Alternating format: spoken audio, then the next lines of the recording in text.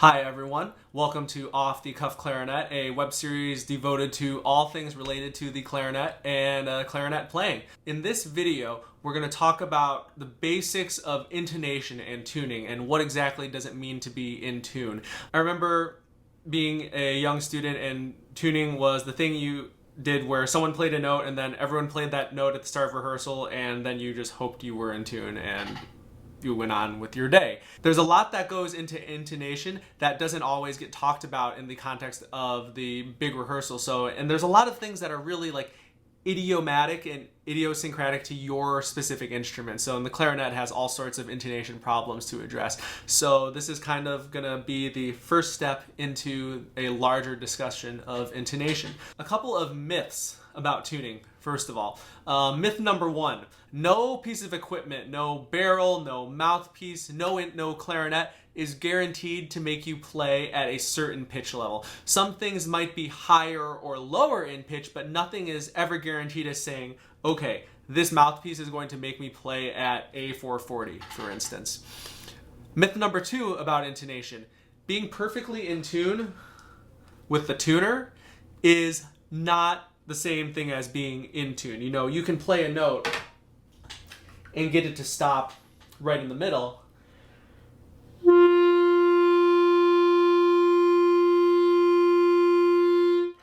But depending on who you're playing with or what type of chord you're in, that note, even though it is, dialing up green on the tuner here, might not sound in tune with what's going on around it. So we always have to be flexible with our intonation. And kind of relating to that, checking one note does not mean you are in tune. That's sort of the third tuning myth. We take this note at the start of rehearsal a lot of the time, and sometimes our ears just kind of shut off, and we're like, oh, I tuned. I don't really have to think about this anymore. But really, that's just sort of just one moment in time, and you're just kind of calibrating the instrument with that tuning note. And then from there, you always have to be listening to what's going on around you to make sure you're always fitting in with the pitch level of the ensemble. A couple principles of tuning. The first sort of big idea with intonation is that good tone is half the battle. If you are again in tune with this thing, but you have your sound is not characteristic, if it's maybe really spread or really forced, kind of that. If it's really aggressive sounding, you might be able to get it to, line up green on your tuner, but it's not going to sound in tune. It won't be blending with the people around you. And half of intonation is that blend and balance with the people around you. Another sort of principle of tuning that I believe in is when you are getting the instrument sort of calibrated with a tuning note, you want to get the equipment, the whole sort of setup as close as possible to in tune on those notes. And then for all of your other notes, there's probably going to be some fine tuning that you have to do with the embouchure. You can't be adjusting at the barrel and at the middle for every single note. That would be ridiculous and completely impossible. So we have to be able to make small adjustments with our embouchure and our voicing. How are the tongue and the lips interacting with the reed? The third principle of tuning that I like to talk about is being flexible. I think all of us have probably played with someone who just kind of who assumed that they were perfectly in tune and everyone had to move and adjust to them. And I mean, in some cases, like, if you're playing with a piano or a percussion instrument, you can't adjust that tuning in the middle of a rehearsal. But if you're playing with other wind or string players and everyone has the ability to adjust their pitch, you kind of want to be, again, flexible and good colleague, a good person to work with, and be willing to compromise and meet in the middle. And that's a really important thing in rehearsals. What do we do when we're trying to see if a note is in tune, and how do we tell if a note is in tune or out of tune? There's a lot of things that go into this, and this is something that we really have to practice listening for. So what I like to do is we'll just take a note. We're going to take a C in this case. I'll play the third space C. And when we're listening for if notes are in tune or out of tune, we want to listen for these sort of waves or beats in the sound. And the faster those are going, the more out of tune the note is. So here's a C on the tuner. Now I'm going to play a C, and let's see if we can hear those waves.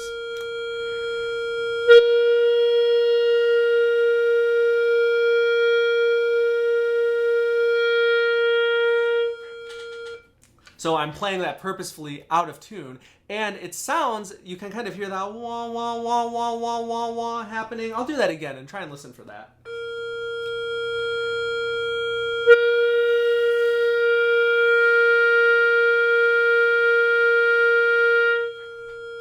It's not very pleasant to listen to. And our goal as clarinetists is to make those waves go away by adjusting the pitch. And let's try doing that with the embouchure right now. And people always say, when they're starting to learn how to do this, I don't know which way to go. Well, I can tell you just kind of from practical experience, most of the time you're going to be sharp to the note that's sounding on the tuner. So what we do is kind of relax the embouchure slightly. Now, not radically, not that's too much, but just a little bit. This is really a game of like millimeters and fractions.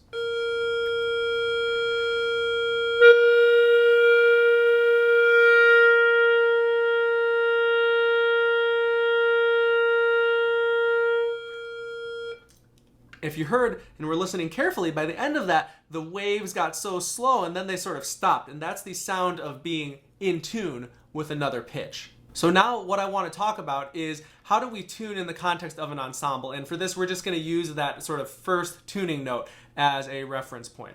So on the clarinet, we can actually tune at different spots. And this is a really common question that I get asked. You can tune either at the barrel and the upper joint by pulling out here. See, we made some space there. Or you can also tune between the upper and the lower joint, like we've done here. And where you tune is actually dependent on what note you're playing. So, one of the first things that is really important with intonation is that the clarinet, when you take it out of the case, its pitch is going to keep going up as you play, up till about, for at least for a wooden instrument, about 20 minutes. So before starting a rehearsal, it's nice to be able to get the instrument up to pitch, so to speak, so your pitch isn't then going further up after you've tuned.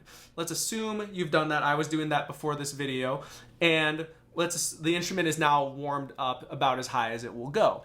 So let's take our tuning note, and in this case, let's use a concert A. Some people might use concert B flat in their ensemble. That's completely fine. The principle here is the same. So we've got our note, and the first thing we're going to check is not actually this note itself, but we're going to test the note a perfect fourth down. So this is the fifth note of the scale.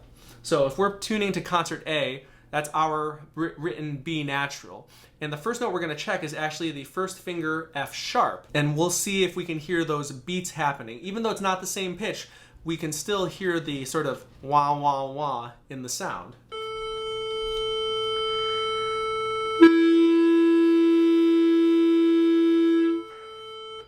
So we hear those beats, or that sort of just kind of grating quality to it, and it sounds sharp. So let's try, I'm going to pull out a little bit at the barrel and see what that does.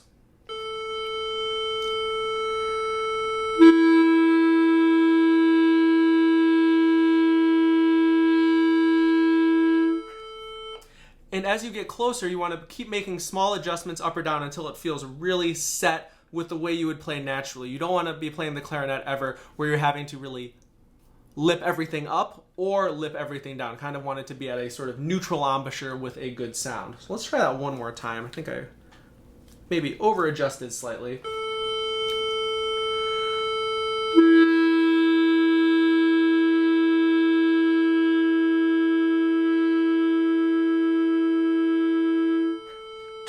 So that's feeling pretty good. Like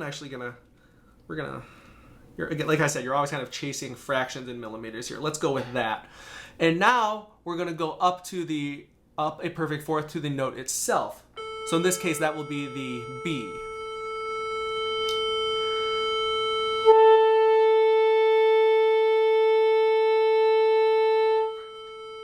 So there's a lot of beats going on in that.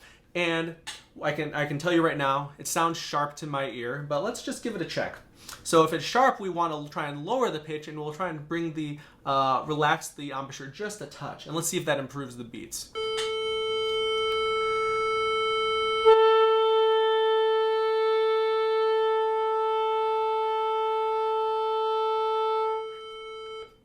And that did actually improve to the point where there weren't any beats anymore. So that means we need to make the instrument longer and pull out. So we're actually going to do that here in the middle.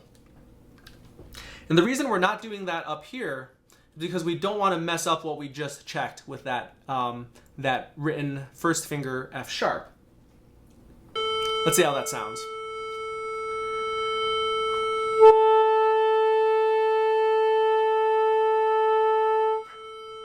And just for fun, if we had gone completely way too far, just to hear what that sounds like.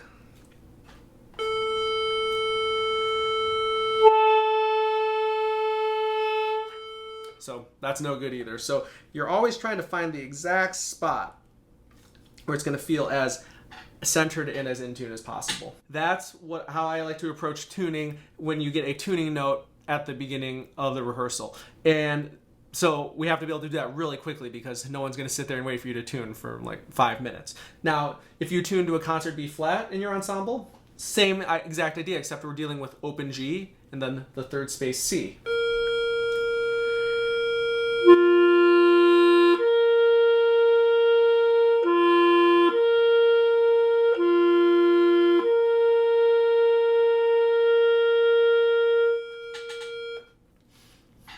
Now, one of the most important things is why are we not just adjusting all the way at the barrel? Why do we have to adjust at these two different points? So I'll demonstrate. We'll use the concert B flat still. So let's say we're trying to get the concert B flat to sound really in tune. And I've just pushed back in here. Let's even go all the way. There we go.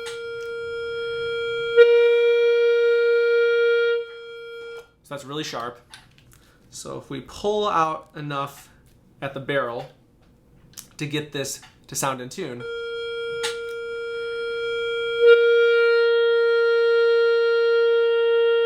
that's not bad. Let's see how that G sounds now.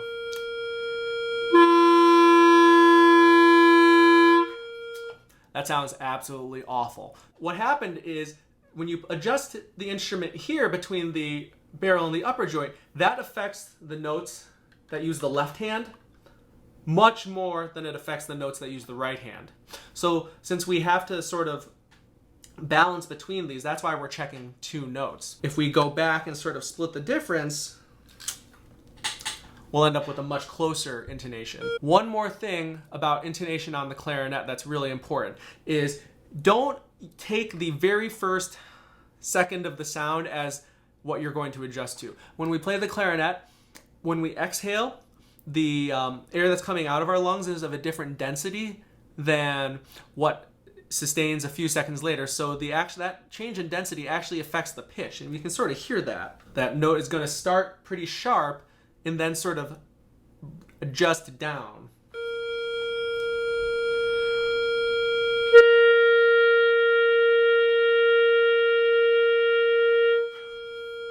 Now that's really subtle, but if you listen, and you can go back and rewind and listen to it again, it starts out too high and then sort of settles back in tune, or at least a lot closer to being in tune. So whenever you're tuning, wait a few seconds and adjust based on what you hear maybe 2 or 3 seconds into the sound rather than right at the beginning of the articulation. Well, I hope you found this video helpful in terms of intonation and how to hear if you're in tune or out of tune and where to adjust on the instrument. If you have any comments or questions, feel free to leave a comment below, or you can reach out on social media, and happy practicing.